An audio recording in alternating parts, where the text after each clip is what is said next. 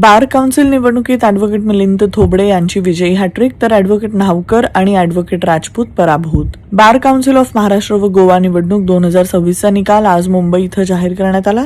त्यामध्ये सोलापूरचे ज्येष्ठ विधिज्ञ मिलिंद थोबडे यांना विजयी घोषित करण्यात आलं.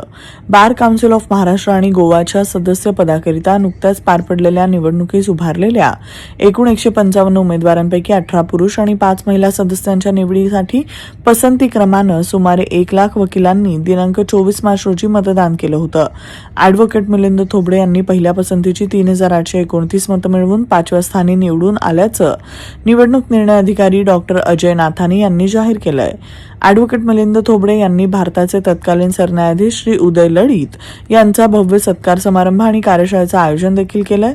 ॲडव्होकेट मिलिंद थोबडे यांनी सक्षम निवोदित वकील घडवण्यासाठी आणि समस्त वकिलांच्या समस्या सोडवण्यासाठी प्रयत्न करत राहणार असल्याचं वकील संरक्षण कायदा पारित होण्याकरिता शासनाकडे बार काउन्सिलच्या माध्यमातून पाठपुरावा करणार असल्याचा मानस व्यक्त करून त्यांना पुनश्च निवडून दिल्याबद्दल सर्व वकिलांचे आभार मानले.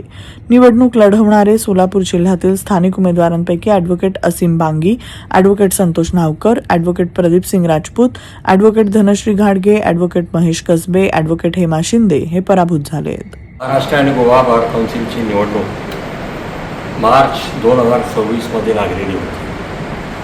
त्या अनुषंगाने महाराष्ट्रातून एकूण 155 उमेदवारांनी 23 जागांकरता आपलं नशीब आजमावलेलं होतं.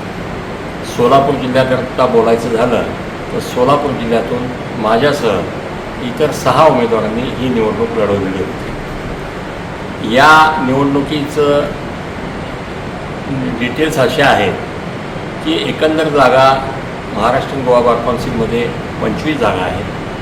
सर्वोच्च न्यायालयाच्या निर्णयाप्रमाणे यापैकी 7 जागा महिलांकरता राखीव ठेवण्यात आल्या.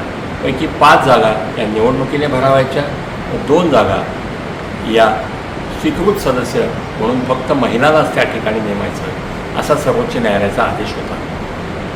एकंदर मतदार संख्या जवळजवळ 2 लाखाची होती. परंतु ज्या वेळेला 24 मार्चला मतदान झालं त्यावेळेला 91,000 इतक्या मतदारांनी आपलं मतदान केलं. या निवडणुकीचं वैशिष्ट्य म्हणजे पसंती क्रमांकाची मतं कमीत कमी 5 आणि जास्तीत जास्त 23 प्रत्येक वकिलांना देता येतात. त्या पद्धतीनं सोलापूर जिल्ह्यापुरतं बोलायचं झालं तर जिल्ह्यामध्ये एकंदर 3700 मतदान झालेलं होतं. त्यापैकी प्रथम पसंतीची मला 1962 इतकी प्रचंड मते मिळाली. त्यानंतर राज्यातल्या इतर जिल्ह्यांची सुद्धा मतमोजणी झाली आणि याचा कोटा जो निघतो म्हणजे जेवढी मतं मिळाल्यानंतरच उमेदवार विजयी होतात तो जवळजवळ 3681 मताचा निघाला होता. महाराष्ट्र आणि गोवा राज्यातील वकील बंधू भगिनींनी माझ्यावरती प्रचंड मतांचा वर्षावच केला आणि कोटा तर कंप्लीट केलाच केला, परंतु 3829 इतकी प्रचंड मते मिळून मी या निवडणुकीत 3ऱ्यांदा पुन्हा एकदा निवडून आलेला आहे. त्याकरता सोलापूर जिल्हाच नव्हे तर संबंध महाराष्ट्र आणि गोवामधील तमाम वकील बंधू भगिनींचं मी अतिशय मनपूर्वक आभार मानतो.